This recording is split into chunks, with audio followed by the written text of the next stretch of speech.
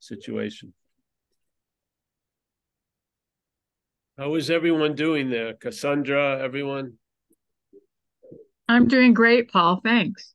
You Wait, realizing you're understanding you're never going to understand it? I just leave it alone now and just There you I'm go. I'm letting the action figure paint rooms in my house. That seems to work pretty well. There you go. Yes. Yeah. It's good at it can, yeah. That makes sense to it. You know, menial tasks. Yeah. Yeah. Yeah, a simple purpose. Yeah, like, yeah, simple purpose, yes. I used to have paint houses and it was very easy to go into a zone, yeah, where it would just be flowing for hours and stuff. And it was pretty commonplace. You got used to it. And a simple task, the mind has completed it. It has the paint, it has the bucket, it has the wall, and then it can just go to sort of to sleep. Yeah. Where Exactly. it's sort of like sending it around the corner for a couple of hours, and then you get to enjoy the Yeah, absence of the agitation. Yeah. Instead of yeah, trying to get the experience of the absence of the agitation as the agitation. yeah. The dog chasing its tail. Well, yeah. And that tail's been painted on the door. Oh, that's great. Yeah. It's an imaginary tail. That's why I can never grab it. Yeah. We have all these cast of characters here. Here we come. Your arms here, and John, formerly known as John of God, but that has a bad meaning now. So it's just John. J-O-G. What's the O-G mean? Nothing. Yeah. You have an Indian name. What's the Indian name? Akita? Akitan. Oh. It means your true home is God. Your true home is God. Wow. I thought it's gone. Yeah, that's what I felt. You must be from Hawaii right now. Your true home is gone. Yeah. Your true home is gone. Uh.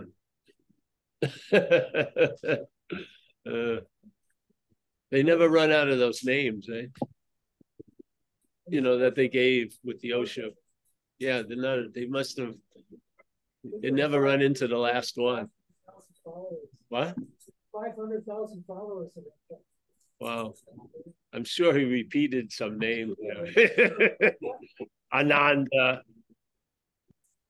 Yeah, Ananda for sure. Yeah. Oh, I'm love. What is it? Sat? Bliss. Bliss. Yeah, Ananda's bliss. Oh, yeah. It's sort of like when you hear that Enneagram thing in Sufism, and they explain basic characteristics of what we're not. Yes. And everyone goes at the break. I'm a 6, I'm a 5, I'm a 4. More identification instead of less identification. It's so funny. Yeah. And therefore you're not. You see, that's the beauty of it. The beauty of the knowledge would be incredible. Yeah. The Enneagram. If it was applied to, and I'm not, but then the knowledge claimed by self, the terminology recovery now becomes has absolutely no value at all. Yet it's very valuable. So the description of all these characteristics, but in recovery we say self-knowledge avails you nothing. Yeah. So, but the knowledge of, let's say, the Enneagram could avail you a lot, but usually it gets capped with I'm a 7 instead of I'm not a 7. Yeah. I'm not a 7 would make I feel a lot more valuable. Yeah. I'm a 7 is just, what are you going to try to strive to become an 8 or have a sexual 5 and a sexual whatever? They have all these weird things. You only got 9 numbers to play with, But if you see it as not you, then let all that information in, finally land. Because obviously there's a lot of not you that not you doesn't want to feel. It doesn't want to be a fraud, let's say. And so therefore it denies its fraudulence. And then it has the opportunity to feel like a fraud at any given moment. You know what I mean? It sets itself up. Incredible. So what would happen if the big boogeyman that you're a fraud is let to land? You let it land. I'm a fraud. Yeah. It joined the crowd. Really, everyone is. It just disarms all that, and then basically the engagement of seeing it leads to no engagement. Yeah. Instead of seeing the engagement from a mistake leads to more engagement, seeing it clearly is no engagement. Yeah. So I'm this and I'm that, I'm blah, blah, blah. I'm this, but I want to be that. All that you lose interest in. You do. And then you're here on Saturday. Yeah. I mean, really, it's not like you parachuted in and there's like a parade waiting for your arrival. You've never left. You're just here all the time. You can't make a huge deal out of it because you can make a huge deal out of it if you're not here. Yeah. Being here when you believe you're not here is a huge freaking deal. There's huge businesses about getting here based on the premise that you can be not here. But when you realize you're never not here, the whole interest or value, the mental value just decreases. The stocks just plummet, just completely pancakes because you realize, oh, this thing that I've been working so hard to arrive at, the head's been working to try to get out of, really, most of the time. So you see this built-in cognitive dissonance, it's not your cognitive dissonance. The system has cognitive dissonance because it's a subject seen as an object. It's just simple as that. And it's just sort of like if we used to use this terminology, and I have no affiliation with any party or any way of living. Yes, I'm just using an example of if an alien race wanted to study us and they got a set of their scientists together and they gave them a grant of like enough money and a spaceship for like a 10-year examination of us or observing of us. And then this aliens all ready to spend 10 years looking at us arrive, and they arrive here. And the first thing they realize is that this society has profit over the health of the citizenry. They would have gotten all the information they needed. They would not have to study anymore. They just saw if that's that, it's just not going to get better. You know what I mean? So why do you want to keep beating a dead horse? You've seen the dead horse. Yeah. So therefore they call up the planet. Hey, we're done. What? You got 9 years and 364 days. We've seen enough. Isn't that the case? Haven't you seen enough? Profit over the citizenry? Hmm? Did you say profit? Yeah, profit I'm talking about health. Yeah. So health, profit is held over the health of the citizenry. So you're paying for health. And then if you can't pay for health, you don't get health. Yes. The system is not a nonprofit system. It's not a single payer system. It's built to make money. Yeah. So let's say if it was one system, they would have, let's say 1% of all the money would be bureaucracy. Profit-driven system, it's 18% is like bureaucracy. So there's a lot of middle people making a lot of cash based on you getting or not getting health. Yeah. So what would you need to go have an in-depth dive? That says enough. This is the whole point. You don't have to be beaten over the head with satsang. It's an invitation. You basically have all the information that's needed to come to a complete being convinced of what you're hearing. It's just how you've been hearing it has thrown it off. Yeah. So you go to, let's say, an old voice like Hoang Po, and it says, whatever can be perceived cannot be perceiving. All right. I'm perceiving you. Yes. That which I'm perceiving as you is not what's perceiving. What? Yeah. And you're looking at this, thinking this is Paul, but it isn't Paul. It's an imaginary object, so to speak, thinking that it's a subject. So he's clearing it up very simply. It's not like 800 pages of doctrine. He's just giving you a simple ruler. It's like whatever can be perceived. So in other words, whatever can be seen, heard, felt, taste, touched, yes, cannot be that which is perceiving. Pretty clear. Yeah, bammo, you can hear that. Okay. And then you hear a strange sound of the dominoes falling. And then instead of you watching the dominoes, you're a fucking domino. And you're just one of many dominoes. Okay, then you may get up and it goes, hey, you can't use the Buddha to seek the Buddha. Now, why would he say that to anyone else other than the Buddha? Yeah, it's no point. You wouldn't say it to Steve, would you? Steve, stop using the Buddha to seek the Buddha. No, he's talking to the Buddha, which we are. He says, hey, Buddha, you can't use yourself to find yourself. What? And so maybe it will recognize there's an act. It's not in the act. It's seeing the act, but there's a mental act of doing just that.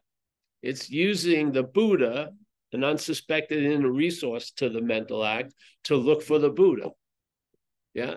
So you don't want to try to convince that which is doing that, because that's what it does.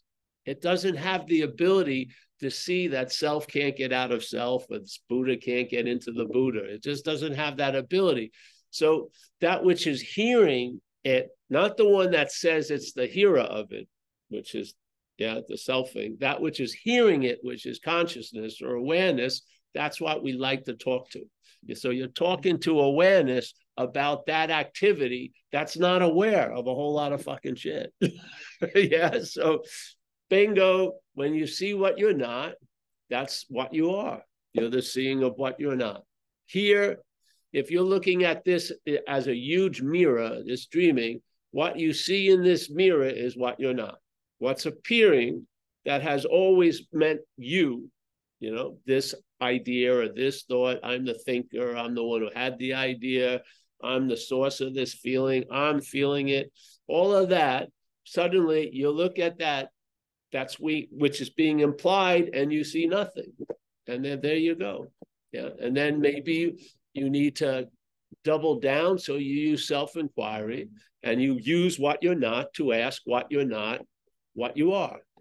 And it sort of the two poles that are going get negated, and there you are. And then when there you are, it's obvious it's always been this way. It's not like there you are, where have you been? Like the mental shit. The mental shit talks as if you can disappear all the time. Oh, I'm finally back. When this hits you, it's never left.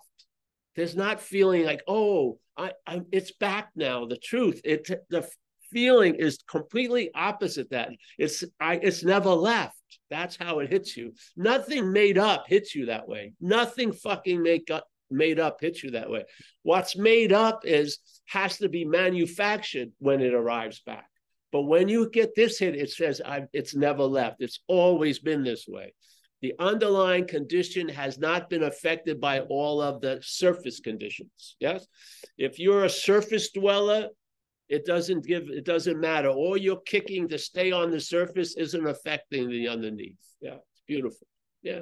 And when you're tired of it, not you as the head, but you, and there's not a you, but there's a sense when you finally see all this activity that's in and of itself is only for activity's sake. It doesn't want to arrive fucking anywhere, because when it arrives somewhere, it moves. It can't rest. It's agitated. Yeah, we used to use a simple old example about the couch. This guy, I had a nice apartment one time, little cellar apartment. I was enjoying it, felt good, felt at home there. And then I was reading a Sunday printout, and it had all these color pages of furniture, and I saw a little couch. I go, wow, the couch would probably look really good here. And I started thinking about the couch, and I was thinking, maybe I'll meet a girl and conceive of my first child on that couch. And I was getting into the couch. And while I was getting into the couch, I was looking around and was like feeling the sorrow of couchlessness. Now the apartment wasn't enough. I'm going, fuck. And then I'm thinking of people I know who have couches. Why didn't they tell me? how great it could be with a couch. I started having resentments of people, and all this started cooking. And so this dreaming of what the couch was going to bring, what really brought was an inability now to accept where I was. Yeah. So this mythical there, oh, it's going to be great when I get the couch, was overriding the ever-present here. Yeah. Okay. So there I am. So let's say I work hard to save money, and I'm going to get that couch, and on Facebook, if I was on Facebook, I tell, will you come to my couch arrival party? And no one RSVPs or shit like that. You know, no one gives a shit. They just know what a couch is, and it ain't. Yeah. Then the day comes, they bring the couch. I swept the whole area. They bring it in. I take off the plastic. I sit down there.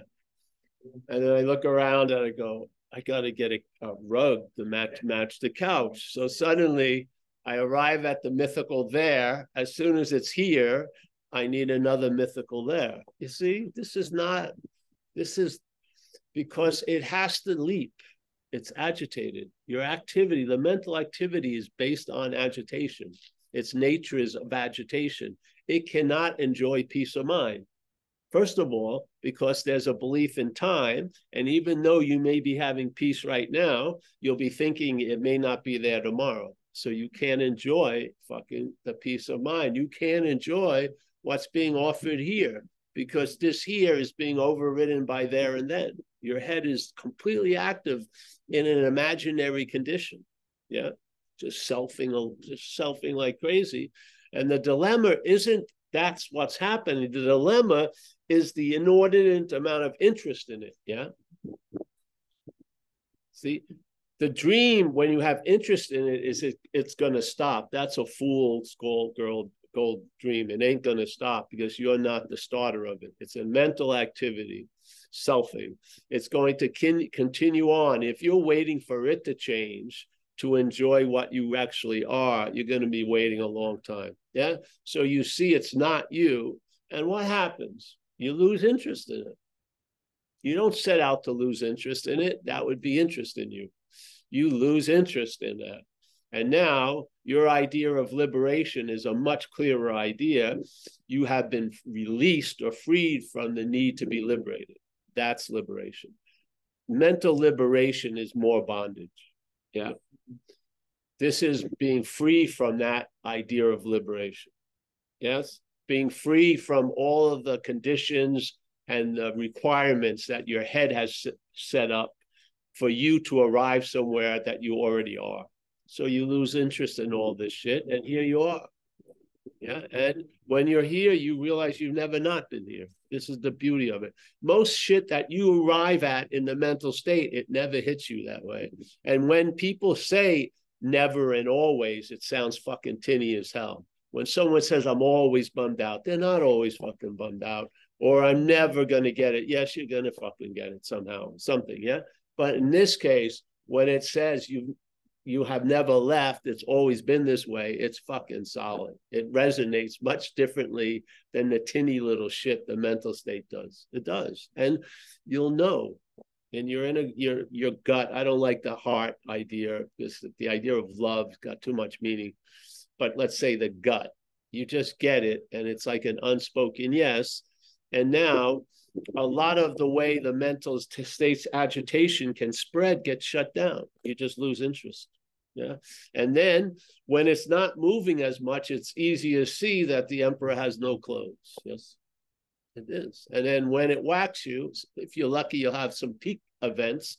But the real revelation isn't, oh, I want to have that experience of seeing the emperor with no clothes. You now see the emperor has no clothes while it's wearing clothes. Yeah.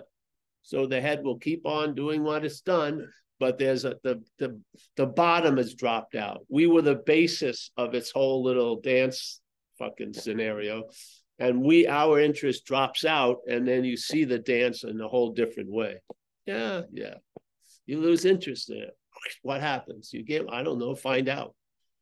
I would hate to tell you what happened, because then maybe you'll come up with an idea, and then you'll set a requirement, and you'll define something that's best left undefined. So just know what you're not, see it, see what happens. You'll lose interest, and that interest is going to probably benefit you now instead of enslave you to yesterday and tomorrow. Yeah, the interest and attention is going to be directed somehow. The mental state has had a lot of sway in many of our lives to direct the interest and attention. Now it's being put into a different pair of hands, and see how that does. Yeah, and see how you travel. If you're traveling lighter, like I'm telling you something, that will, all your mythical, metaphysical, transcendent goals will just drop down to an ease and comfort today. Yes, you'll just be content and satisfied with what's going on, no matter what's really going on. There'll be you're not content and satisfied with what's going on. You're content and satisfied, and then you deal differently with what's going on. You may not be content and satisfied with what's going on, but that doesn't, your contentment and satisfaction isn't based on what's going on. It's based on what's really going on. Yes, and then you have you're more apt to accept shit that you would never fucking ever accept, and you'll see that you'll just see a lot. Yeah, there won't be more seeing, but they'll be seeing more. You're not going to have more awareness. Awareness isn't like a quantity of pounds and fucking acres or hectares or whatever, but you'll see more. The awareness will see more of what it's not. Yeah. And there'll be a certain point where there'll be enough of what makes you up in the activity. There'll be enough of its seen that the scale will tip. Yeah, let's say it's 50.00001, but when that one little bit flips, you lose a whole lot of interest in a lot of stuff. Yes. Can you hear me? Is the Zoom on? All right, good. Always have to check in with the Zoom. They may think I'm in a silent state. And they try. No, we're just sharing. Ah, yes. We'll deal with you later. No. So, yeah, it's a simple invitation. The thing is, why the more important is to heed the warnings about it all, because the warnings is really what makes everything much clearer. Let's say in recovery, where I come from, there's a very important warning, very, very important, which is quit playing God. Most important statement probably in the book. If you look at the book of recovery, is about a linear program of getting sort of well as an action figure in this world. Yeah, that linear program, next and first would be more important than next. Yeah, first would be the most important point in a linear program, because everything else would follow with that. So the biggest statement in recovery is, first, you've got to quit playing God. Wow, okay. Now, maybe you need one or two examples of what it's like for something to be playing God. Okay, when you wake up in the morning and your head tells you how the day is going to be, that's playing God, right? Because you're in the bed, it's telling you, oh, fuck it, it's going to suck and everything like that. That's playing God, yes? Playing God, like a weatherman. You follow its forecast. You have a lot of raincoats in the closet, and it's usually sunny when you go out. Yes, it's fucking false evidence being presented, but we're having faith in it, and so it appears real to us. Yes? Okay, so quit playing God. Okay, what we're saying is the mental state is playing God. And let's say it reads or hears the statement, quit playing God, it takes it to be you. So now you try to quit playing God. Yeah, makes sense. But what is that but that which is playing God? So that which is playing God, unbeknownst to us, now tries to quit playing God. That's playing God.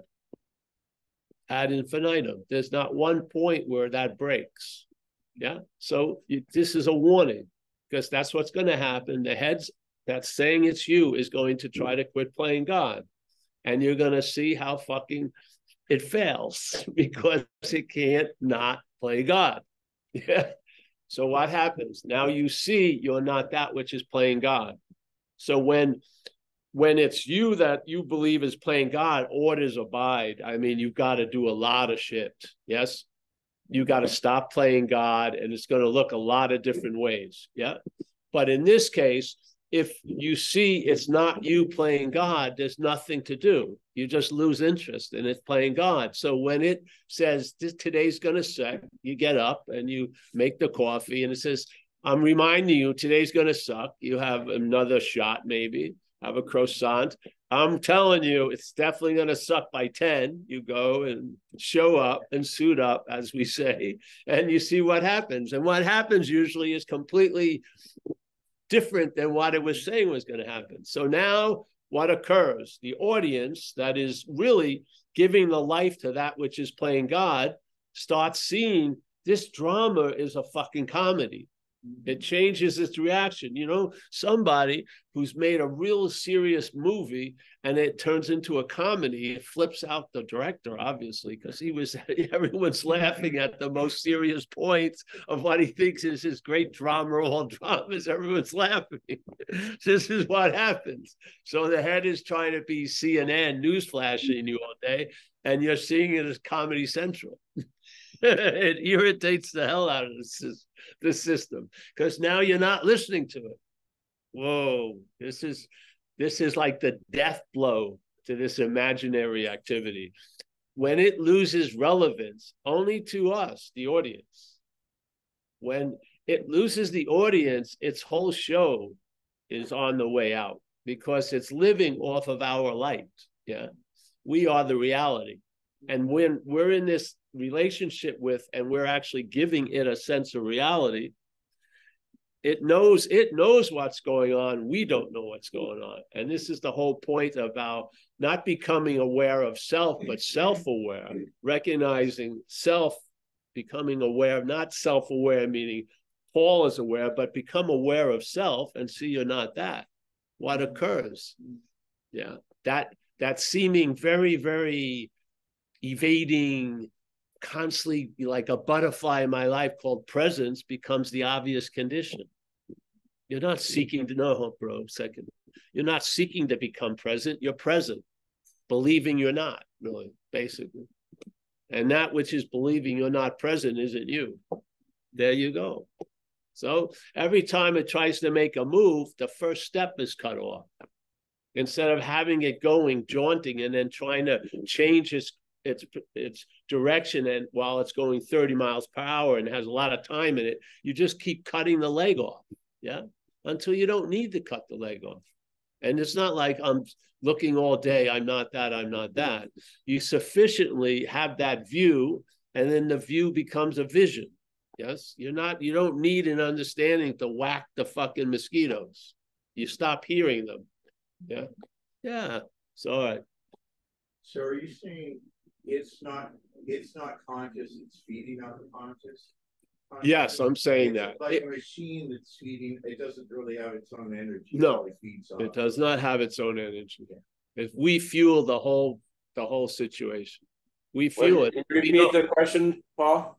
He was saying, does it have its own consciousness? And of course it doesn't. It's a mechanical activity. Yeah, it's a machine programming. That machine's programming claims whatever it's brought into contact with. You're not going to be able to convince it not to do that. Yeah, because it will claim that. So it comes seemingly alive when it's introduced to something through aliveness. Yeah. So we introduce it to things, and then those things are used to reinforce a story, a mechanical story of you. Yes. And then we've tried to get out of it. We've tried to, every form of attempting to get out of it usually ends up as an expression of addiction. Yeah, spirituality, there's an addictive nature in a lot of it. When spiritual seeking is an incredible launching pad for addiction, just like drugs and alcohol and food and money and anything, any possible thing can trigger this aspect. And sometimes it's stronger than other conditions. And let's say you'll find it more obvious in certain tributaries it goes down, like drugs and alcohol. But a lot of people realize when they stop drinking and using, the addiction just moves to something else, food or, porn or something else. Yes, because it's agitated. It has to get out. Yeah. It's agitated. It wants to spill over. That's what it wants to do. So many of us have tried to get out of me as me, and it's failed. And the greatest value is that it has failed. But most of us don't read it as failed. Most of us read it as I failed. Yeah. This is the drag, because the value is right there. Why can't I get it? Because you are it, isn't us? Because we keep, and then we try it a different way, and there's no one doing it. This is just, it's like, one burp leads to another burp. It's just attempting to keep this in a constant burping, so to speak. Yes, the activity. So here's most times when a system failed you, did you see that it failed you, or was the idea of you blamed? It was you, ultimately. After you got, that teacher failed me, that teacher failed me, that teacher failed me. No, they didn't. They're meant to fail you. That's the value. They always would lead. If you listen to a lot of people in Hinduism, they would leave, hey, the Satguru is the real guru, the one sitting, right where you are. Don't replace the Satguru with the guru. The guru is here to lead to the Satguru. Yeah, this is the point. This is like presenting the Enneagram and letting people yap that they're that. You got to jump in and put in a warning. Hey, no, the point of this seminar is you're not this. I don't want to give some beautiful thing and see it be used as another adhesion to another identity. No, you're not this. Yeah, that's the point. Yeah, let it do exactly the same buildup, but instead of going, oh, I know more about me. No, you know more about not you. That would, to me, I think that's where it would be nice to have. All you would need is like one little stamp. But this could be a warning. This could be hazardous to your spiritual health. Just stamp it on things. If they're that valid, they should be able to hand that little public warning. Yeah, it's okay. Yes, we're going to explore the deepest recesses of the number you may be. And what? Find out it's not. Oh, so I use the one to negate the one. Great, yes. Use the number 7 to negate the idea of the number 7. Yes. Yeah, that's the point.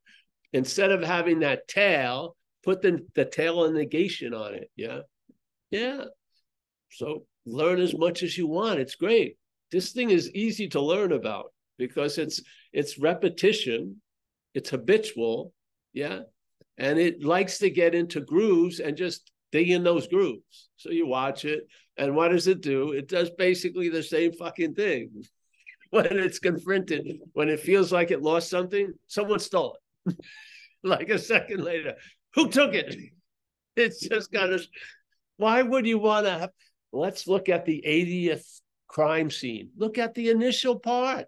When you lose your keys, you think someone stole it or something. Where's my wallet? Oh, I know that guy took it. It's the first thing. Do you need any more revelation than that? You see its whole fucking matrix there. Yeah. Its first reaction is someone's fucking with me. Now, you can see, let's say you're at the airport. Everyone's doing great. Marin, yeah, let's say they got the shuttle, big fucking seats, chill. You get there, everyone's nice, sitting there. Pass me the sugar at the coffee. Oh, yeah. Then some flights get called off. Watch what happens. And then everyone's looking, who's getting ahead of me in the line, and motherfucker, and that guy shouldn't be disabled. Let me look at his, that's like the whole thing. The seeming socialness is gone as soon as you throw one or two fucking things in it. Yes, this thing is like very, very thin ice. Very, very thin ice. You better see your water. instead of the form of ice, because the ice is going to be broken. Yeah. And if you know that, it's great because you know it as water. You know it as water, and then the breaking of the ice could be a fucking hallelujah for the water. Yeah, it could be a freedom from the water, from the ice. Yeah, but as the ice, the last thing it wants to be is broken. Yeah, cracked because there goes the ice. But no, it always returns to water. Yes, beautiful.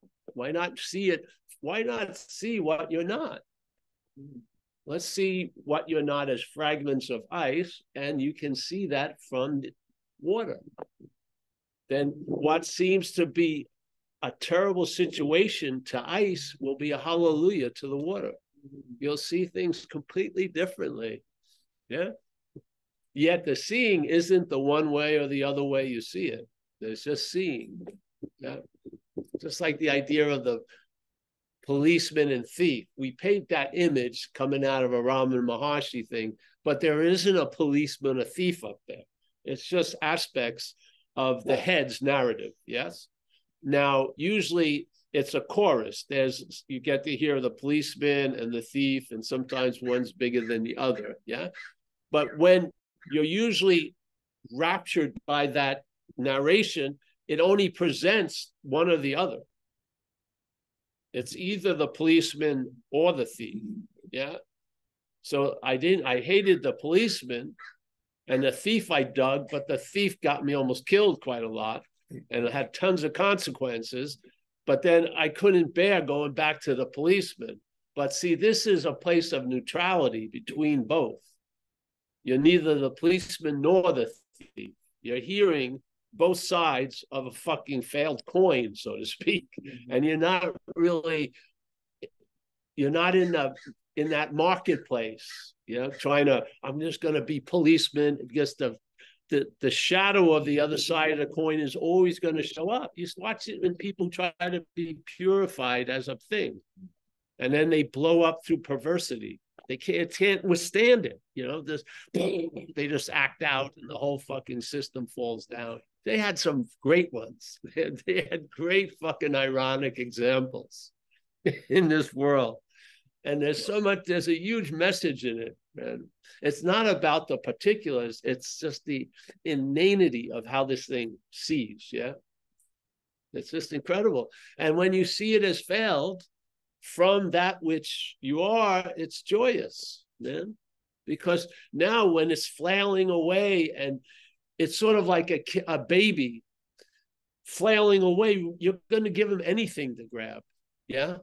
And a lot of this shit may not be good, but you just want to get relief from its flailing, so you give it something. No, don't eat. Yeah. So this thing is like driving, and then you say, fuck it. And then you just do shit. And there you go, the deal with the devil. Then it tithes and demands more. And you're trying to feed it to get a little bit of a halfway good day. And you're living like, all right, I'll worry about inane shit to keep the big foot of the bad thing I'm really worried about from ever falling on me. So you're tithing fear and anxiety all fucking day. It's like you're living in a form of slavery. All right. Oh, yes, let's sit together and worry about this fucking thing that probably will happen. Oh, I really agree with you. Yeah, give me a fucking break. Yeah. You may look like a cow, but you're not a cow. Yeah, it's beautiful. It really is. So I feel this message works because I'm feeling it, the relief of it. Yeah. And it didn't motivate me, to run up the stairway to heaven. It just fucking stopped. Yeah. Yeah. There was a whole lot more seen when you stop looking, really. When you stop looking for a lot of shit, you see a lot. You do. And a lot of it is a mechanism of what you would call a failed system, because it cannot arrive at where it already is. It cannot arrive there. It cannot imagine its absence and still be seeming present. Yeah. So there's just a loss of interest in it, a gain of interest. And that interest I'll tell you, since I've been 6, I've been trying to get out of here most of my life. There was a discomfort going on when the head started to develop. I had a very strange, because when I saw people, I saw people. When I looked in here, I didn't see anything. It just felt like I was a big hole, and I needed a song and dance to keep anyone out of it, you know? So it's just fucking, and man, I was drawn to a lot of things to escape, reading, you know, Edgar Allan Poe, science fiction, you know, doing all this stuff. And, you know, then I got introduced to alcohol, and that worked for a period of time. Then drugs, because alcohol was too slow, and some of the effects, you don't want to be looking like a drunk at 1 PM. So if you're snorting coke, you'll be looking cool at 1 PM while drunk. Really. So this thing, just on and on and on. And then spirituality seemed to be the last thing. Made sense. I realized I was up in New Hampshire looking at the stars one night. We lived in a barn up there. And I said, it's an inside job. So I said, fuck out drugs and shit. So at 19, 20, got introduced to a guru, meditation really, not the guru. And for 4 or 5 years, gave it the best. Yeah, I really did. I was quite earnest, meditated every day. Had a trouble with the guy who was supposedly the Lord of the universe, which my head had a field day with, because who the hell would ever leave the Lord of the universe? And I wanted to leave the Lord.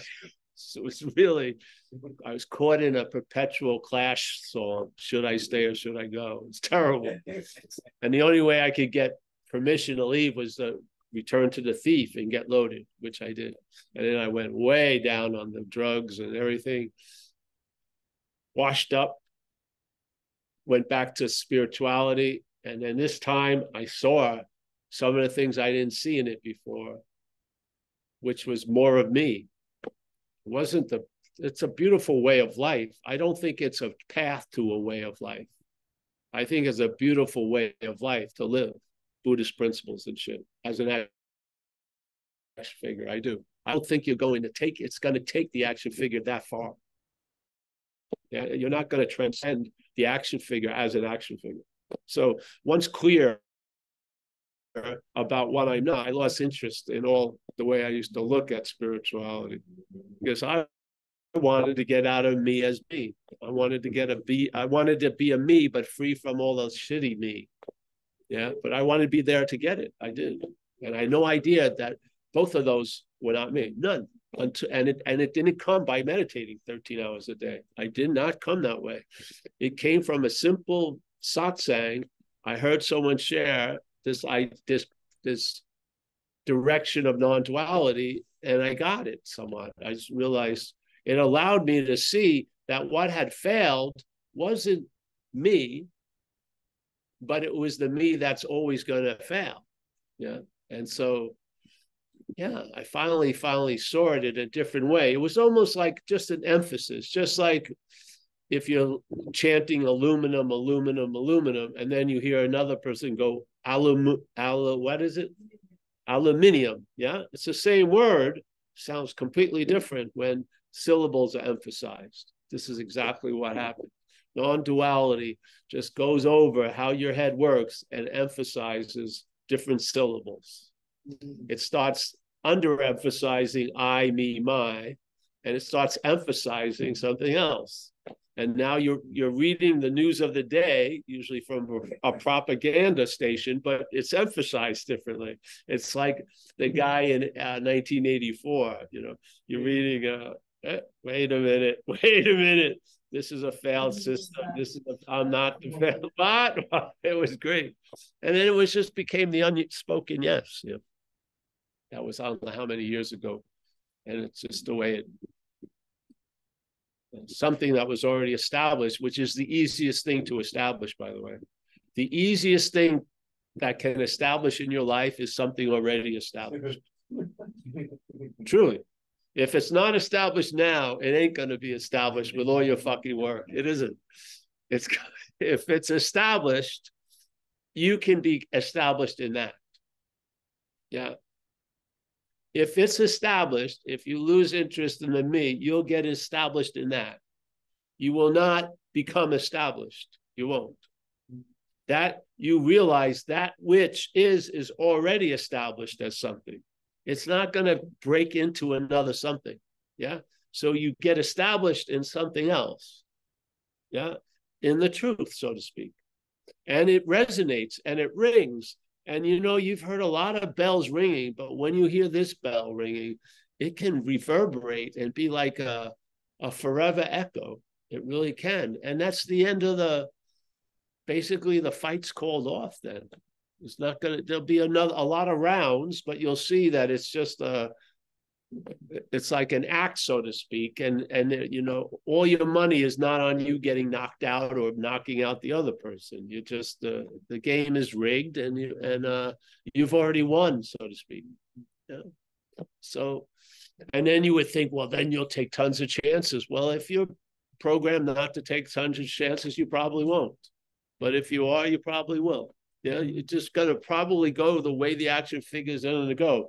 I had a lot of drama, excitement, and fucking a lot of shit happen. Now it's better. I like a lot of less shit happen. Just like everything else. I had a lot of swing that way. It's nice to be in this swing. I'm not looking, oh, I can do anything. I'm not doing anything. I'm doing the same thing usually every day. I've had every buffet at the all you can eat. I don't go there to eat all it on. I don't eat all of it anymore. I know the limitations of experiences. I know it. I know you're not going to be made by what you experience here. You're going to forget it all. You forget it right now. Nothing you would love. Oh, you remember the event 25 years ago? The only way you can fucking remember, you got an ink tattoo, maybe. So you can go, oh, everything else is gone. It's like sand through hands. I've had 30 fingers. No, it would still go. This experience comes and goes. Doesn't leave a fucking mark. Yeah. All right. So maybe there's something that cannot be marked here. Maybe you're actually established there right now. You're at that place, that non-place that can't be marked by everything that can happen. Now, instead of trying to dive deep and in, why not start and let it come up? So we used to talk about people in AA, they talk about this big hole that they were trying to fill with everything. Yeah. But maybe this hole is an opening. Something wants to come out of it. Stop fucking packing it with shit, experiences and everything else. Just let it be fucking open, and maybe nothing's going to come out. Yeah, it may be an entrance to something. Not you. You're not meant to feel. You're not meant to go through it. Something's coming up. What? Oh yeah, the thief in the night. Yes. What? Oh yeah. This is how crazy it is. We're doing things in a whole lot of different ways. Like I had this event, I use it a lot, but I did this event in Australia, 2000, called the Miracle of Love. No, the Path of Love. People from Osho took this Miracle Love and made it into the Path of Love. And then it showed a lot of Osho videos at the end of the night. So it was like an 8-day event where they had a very good ability to produce cathartic events. So everyone was having cathartic events in these hours they put out for that. And one of the cathartic events that captured this thing was I started to cry and everything, and I was chanting, I can never get back. I can never get back. Like, you know, the prodigal son shit, or I've left God, or I've done some fucking terrible thing, and I can never get it restored or come back. So obviously, yeah, I can never get back. And the people who had the spiritual rulers there, they thought, oh, this guy's having a big event. So they carried me out. And I can never get back. I'm going crazy. I'm crying and everything. And then about a week later, I'm just sitting there in some non-dual sense of whatever. I'm going, you know why I can never get back? Because I never left. And then the parade was canceled for me. They liked me as the one that could never get back. They didn't like that I had never left. That wasn't attractive to that spiritual progress. But it just hit me. That's why I can't get back. I never fucking left. That's why I can't get out. I'm not in. That's why I can't get in. I'm not out. The whole thing has been, the emphasis has been, I thought the head of the dog was the tail of the dog. Yeah. I was trying to talk to the dog through its ass. Just wasn't working. And then it was a simple correction. And then I started seeing everything that was like this.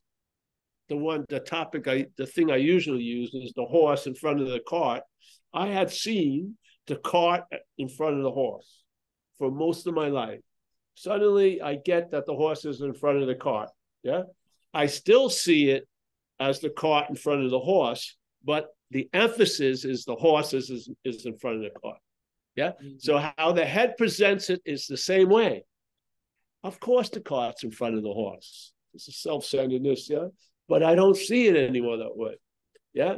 I see that that's an appearance, and the horse has always been in front of the cart. Always. Always. I didn't do anything to cause the horse to be in front of the cart. It's always been there. That this was doing the exact opposite. It was looking at it, horse in front of cart, and then cart in front of the horse. Yeah. That's why you're leaving what you are to look for what you are. That's what you're not. That's how extreme it goes. And then spiritual paths grew up to assist that. Yeah. And some of them say it's going to take lifetimes for you to look for what you are from what you're not. Yeah, it's going to take more than lifetimes.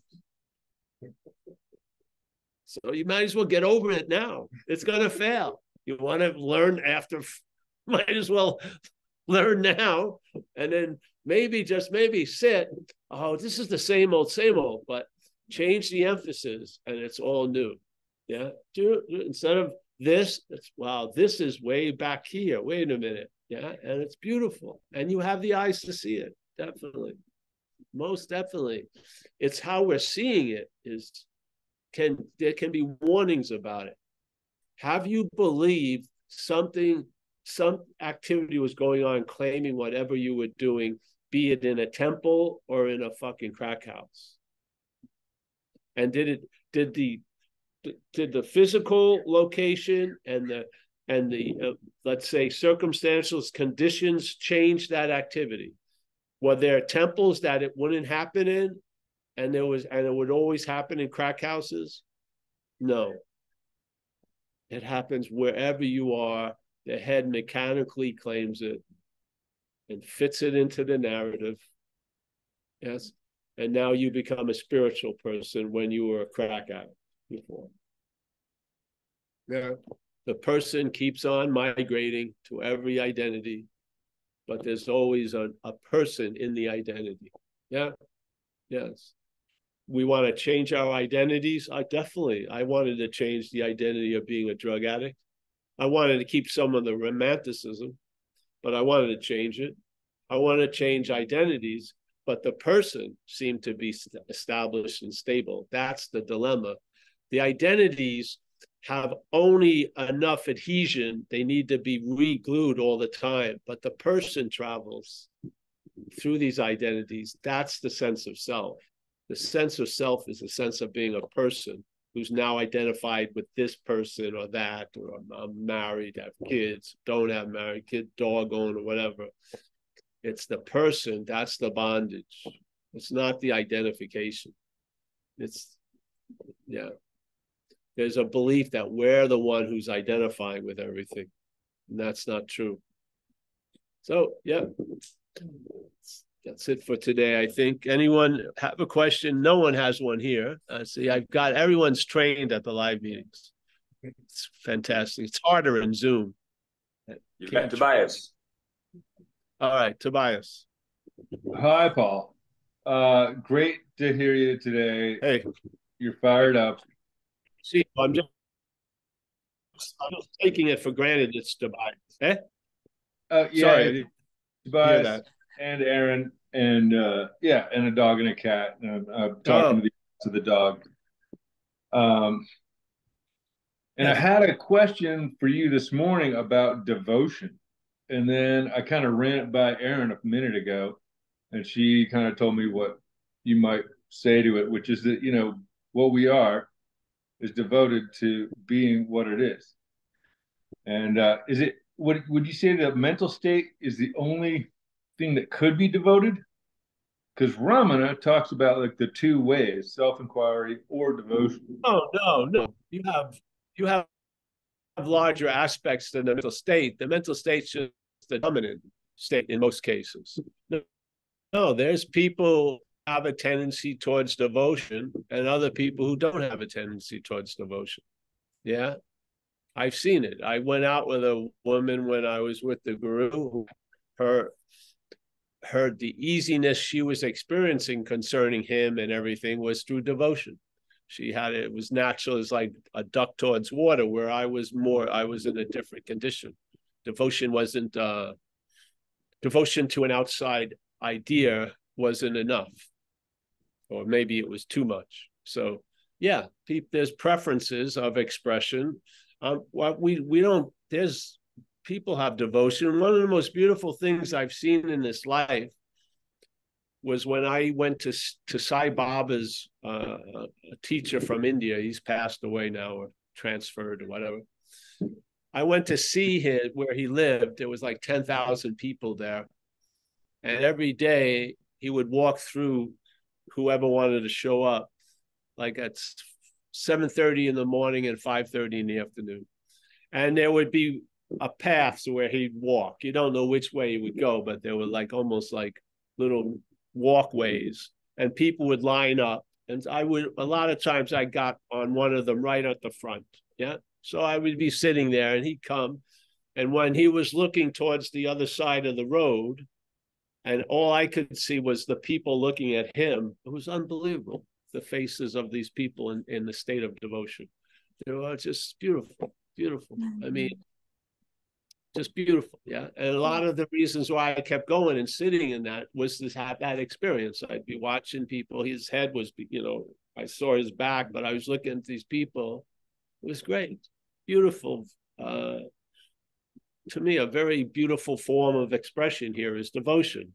I don't think it's a forte in this action figure, but I've seen it in others. Now, others, they have more ease for aloneness and solitariness, stuff like that. Yeah. So these are all ways I feel they're not vehicles to arrive anywhere. They're expressions of where we are. Yeah.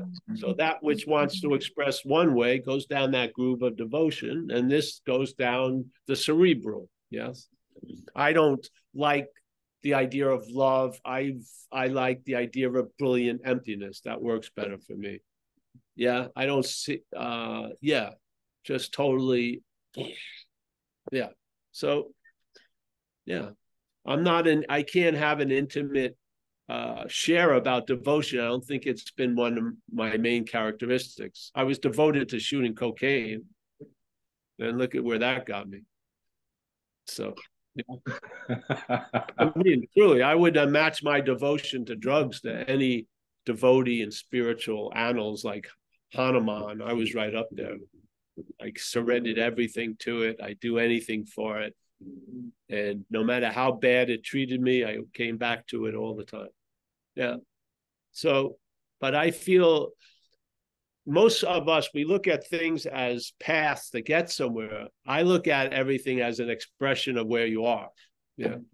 To me. So I feel certain people have a certain nature. They express, let's say, release or liberation that way. Others, yeah. It pops out from up a different hole, so to speak. It's the same thing, but yeah. So yeah, awesome. That's what I can say. And you're devoted to the message because for whatever level you can arrive at, it seems true. More than seems true, it is true. And it's triggered a lot of being convinced that nothing else ever triggered. So you rest in that, and that's a form of devotion, you know. I mean, we've been coming to satsangs for 20-something years, and it's definitely been not for the whatever. It's just I'm compelled to share.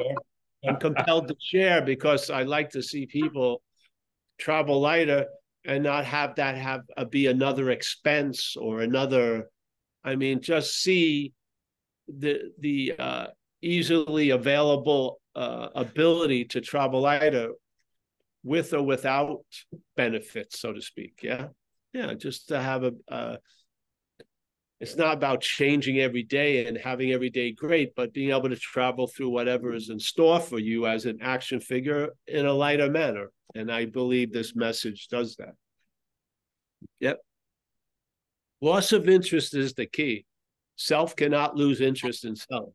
Doesn't work. So you lose interest in self from what you are, and then a lot of what you can't see clearly will be revealed obviously. Yeah, and you will come to different points of conclusion. Yeah. I feel all the doing of whatever you are has already been done. You're completely in whole as you are right now. Do I have a feather in my hair? Oh, great. There you go. Oh, no, you have it. It's a gift there. Yeah. Let me reach in, get the rabbit out. Oh, would that convince you? Fucking no. You don't need to be convinced. Just realize you're not that needs to be convinced. That's the convincing moment. Yes. You already are convinced. You just don't know it. What you are is completely convinced of what it is. It's not fooled 1 second. It's in this parody going on. Yeah, it's providing the light and the space and everything. And there can become a point here that the closing of the production can be quicker. Yeah. So, all right. Anyone else in there? I hope that helped or whatever. Yes, Esther. Esther. Hi, Esther. Hi, Paul. You, Esther. I thought you had your vow of silence for a while. That's good.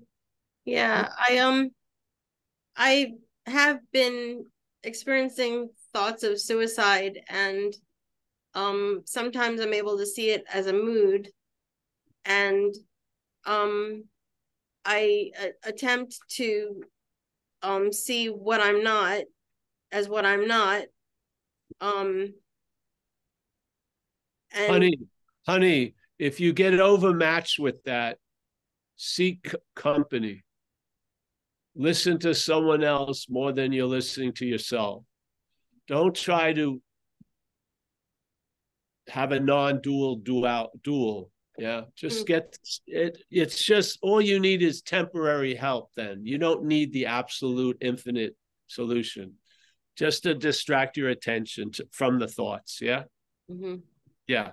Don't just realize that which is trying to fight the thoughts is of thought itself, and it's outmatched. So you just do something. Take an action. Yes. Take an action. Call a friend, make a peanut butter and jelly sandwich, milk, put on Bloodlines, Netflix, good writing, something that grabs your attention, and then that little mental storm will pass. Yeah.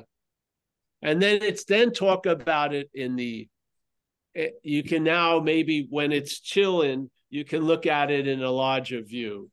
But while it's claustrophobic, deal with it that way. Yes, just get the help you need. Thank you. Yeah. See, this is where the subtlety of living is. This because in life there isn't, hey bro, in life there isn't in a lot of cases it isn't just black or white. Yeah. We got another chair for you. Yeah. All right, bro. That's a blast from the past. My old friend, our old friends in Bichlop. So yeah, Esther, and know that a lot of people care for you when your head says you don't. Yes, yeah, yes, yeah, honey. Yes. And be nice to yourself. Run a nice bath with Epsom salts. Sit in there. These things are these conditions are very easily made fluid, but not usually by thinking, but by an action, you know? Yeah. Yeah. But like I was saying, there's no rote answer in it, in anything. But I find a lot of people try to use non-duality as a skillful means when there's enough skillful means. Yeah, I would use a skillful mean than non-duality. Non-duality, I don't see is a useful thing when you need a skillful means. It's more of us. It's something else. Yeah? It's more comprehensive. So if something's getting too much, and you can't find the valve, someone else helps you. Yeah. Yeah. Yes. Yeah. And then you can see these are just thoughts. Yes. And something is talking as you to you, and it doesn't have your best interest at heart. This is why a lot of people come to this conclusion. And to me, it's really something else when they believe they're their own worst enemy. That's insane. And self-hatred. You don't have hatred for yourself. Something has hatred for itself. You don't. Yeah. When I was a kid, I was not hating myself.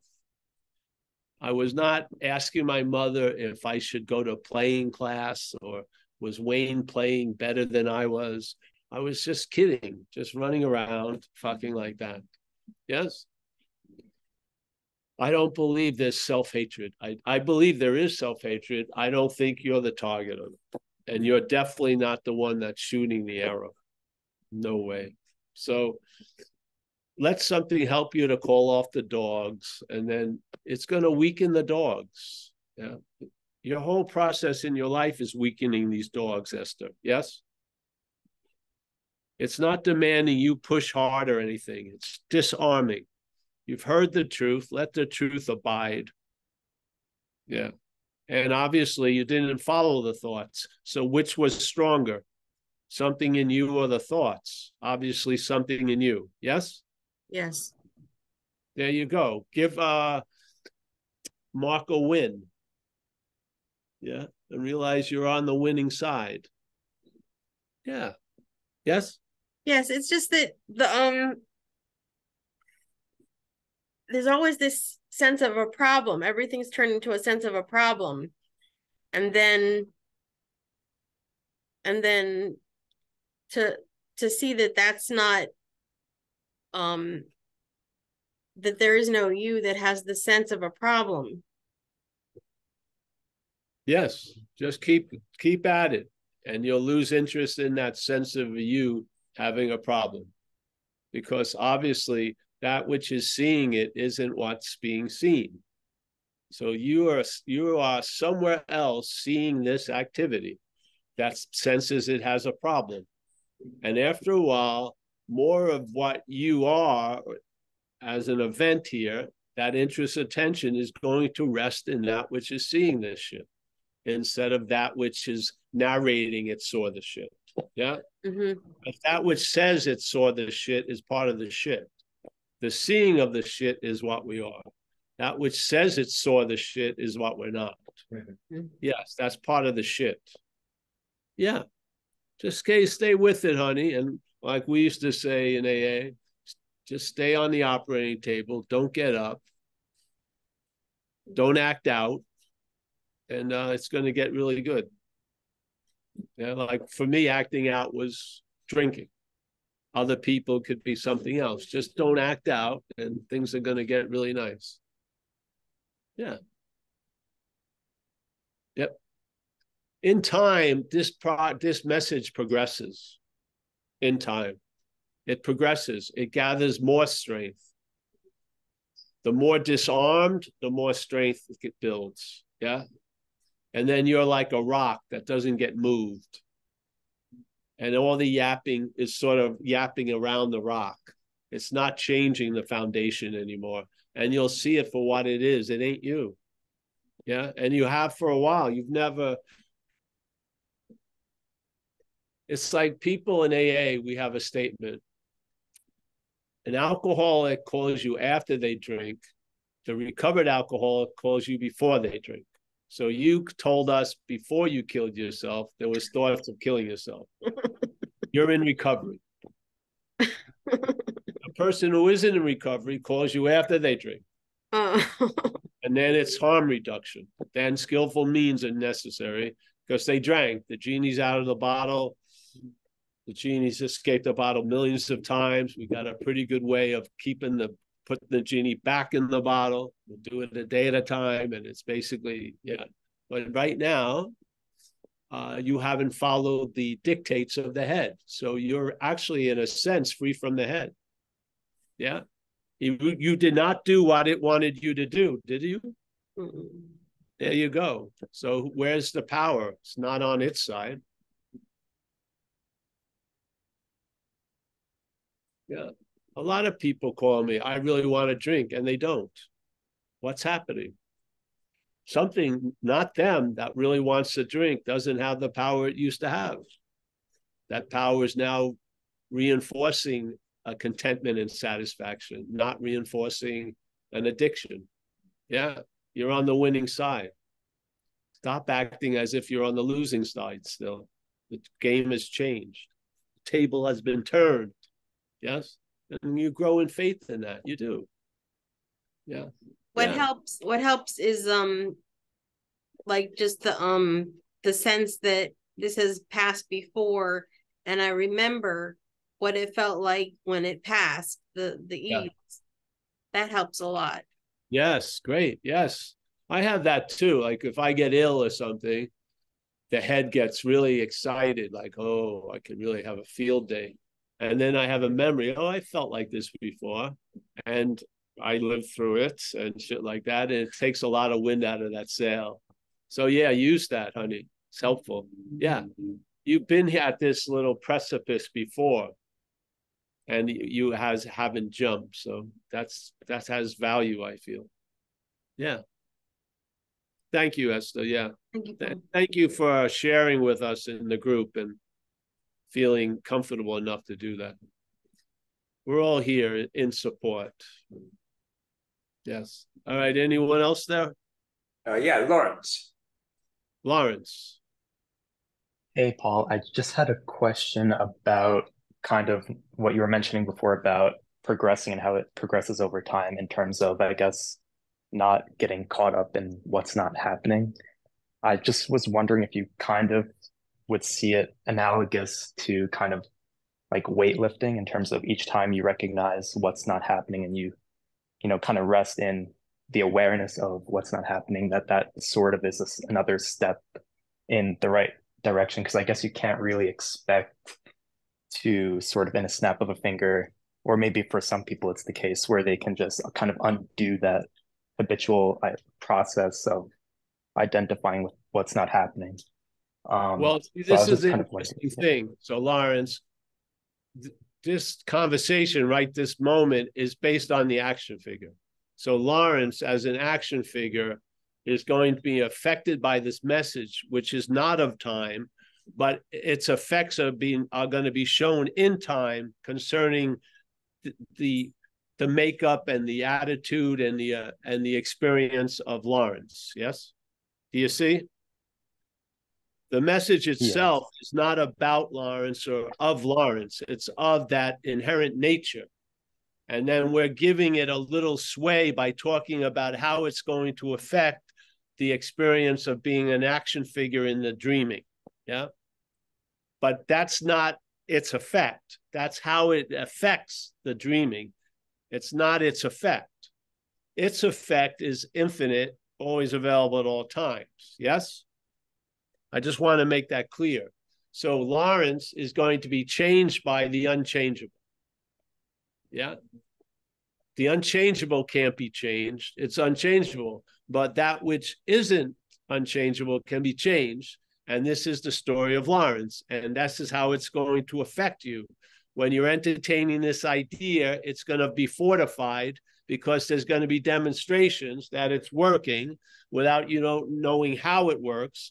And there'll be a sense of something is doing for me what I can't do for myself, which is a fucking good shift in reliance. Instead of reliance on self, your reliance on this is doing something for me that self couldn't do for this self. Yes? So it's the way it plays out in the dreamscape, but that is not what it is. It's not the expression of the dream state. It's an inherent, incomprehensible, unknowable, whatever. Yeah? Yeah. So basically, you may see its impressions, but don't judge it by the footstep. Yeah. Yeah. You know what I mean? You may see it. Its impressions will be on its effects, but its effects are not a picture of what it is. Yeah. Yes, you hear that? Yeah. Yeah. Yeah. No, thank you. That makes sense. That's why hearing the message in time can have a strength build up, but the message in and of itself isn't building up through time. Yeah. Yeah. Yeah. It's translated into time and that which can build up and decay, but it is not of that which can be built up and decay. That's the beautiful part of it. The greatest thing we're looking for in this place is not of this place. It's of our own nature. That which is looking in is not in, it's of something. And that of can change how you experience this in, but it's not in. Yeah, it's of. It's not of time. The message doesn't work in time. Its effects may appear to work in time. The message is inherently always available at all times.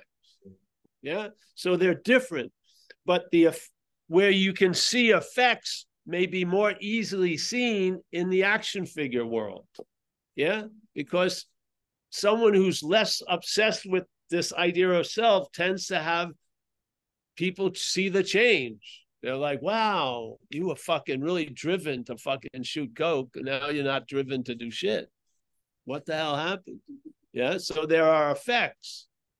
What affected that is not an effect. You finally touch the stone that's always available at all times. And then the effects of that are going to show up in time. So things that were here will dissipate, and things that weren't here will get emphasized, as if they weren't here before, but they've been always available. It's hard to get, but this is a movie, and it's in time. Yeah. It's based on appearances, which are like, in a way, like a sustained cloud. Yeah. We keep we're seeing things as the same thing, but it's just seeing things. We're dreaming. Yeah. And in the dreaming, a message of what we are can affect that which is seemingly the dreamt. So this can actually lose interest in self as that which is representing self. Does it lose interest in self? No. But an effect occurs where it loses interest in self. Yeah. So this is what Lawrence, I feel, was sharing with those few sentences. So yes, I didn't say it's of time. I said in time, it can look like something progresses. Yes. Yeah.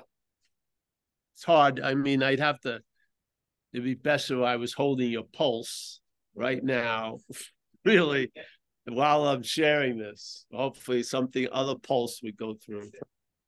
Yeah, both two pulses. Yeah, yeah. There's the pulse of this dreaming, and then there's a pulse. Yeah. The dreaming changes a lot, And that the dreaming pulse can change a lot by the pulse of that, but all the changing of the pulse doesn't change that pulse. Yes. That's why it's something to rub against. Yeah. Because it leaves a huge impression that will seek expression out here. Yes? Yeah. So you've been touched. Yeah. All right. I hope that helped. It did help. I just wanted to add one thing too, is that I before hearing your message, I was kind of, dealing with like chronic insomnia, which I would say is a good example of an issue that is created in the mind that doesn't exist. And then, I would abuse pills to sleep, and then I kind of got into meditation, and then I went through the phase of kind of like the policing mind that you explain, where it's kind of hovering over you with a baton saying, oh, if you don't meditate for such time today, you won't sleep. And I kind of went through that whole process, but I've realized through your message that really that whole time I was just fighting something that wasn't existing. Really, I was just fighting a mental process that really has no reality. I've been giving it reality. And I think through, abusing medication and stuff like that to sleep and, trying to force myself to do meditation, that I was only further kind of giving it a reality it didn't have. Yes. Great. That's a nice chunk to see, because it's not just in this situation. It's going to be the baseline of observing a lot of situations. You're just going to see that you've been giving everything a reality. As it says in the Course in Miracles, you and I give everything all the meaning it has. Now you can hear that or you can see that.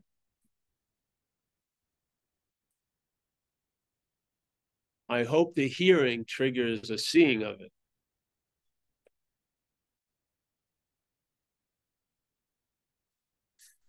Yeah. The seeing to me is the real weight, the real meat of it.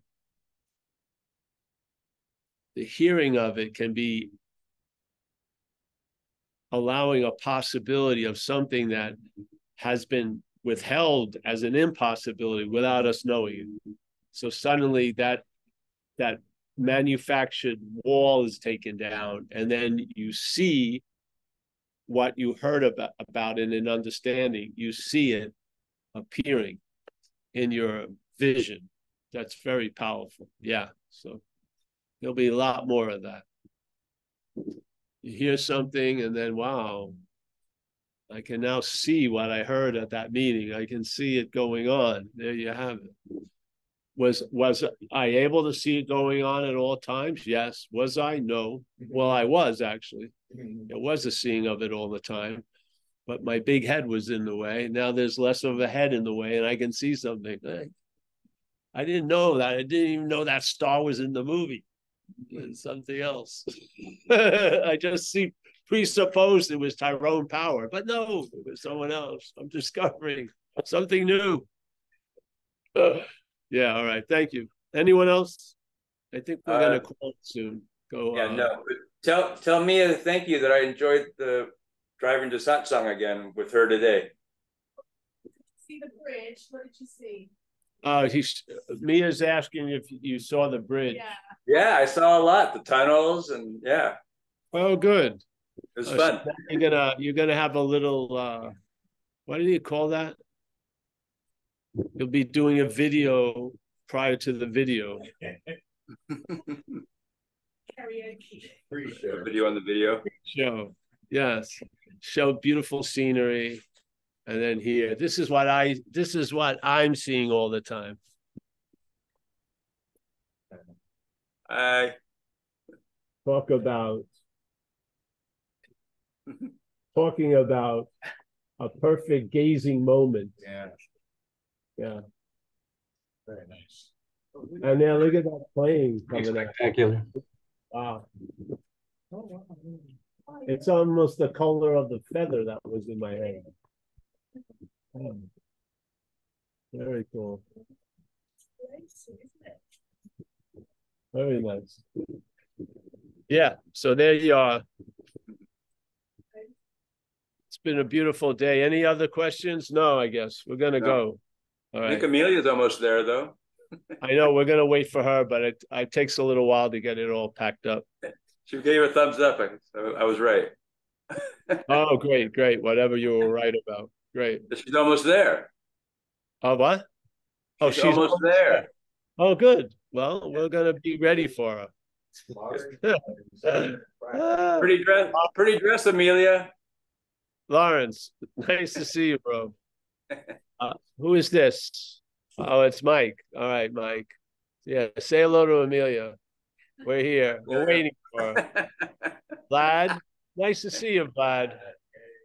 Vlad is going to be. Thank you, Paul. Oh, you're welcome, brother. Looking forward to seeing you in Sicily. Yeah, can't wait. Yeah, very good. Andy, yes.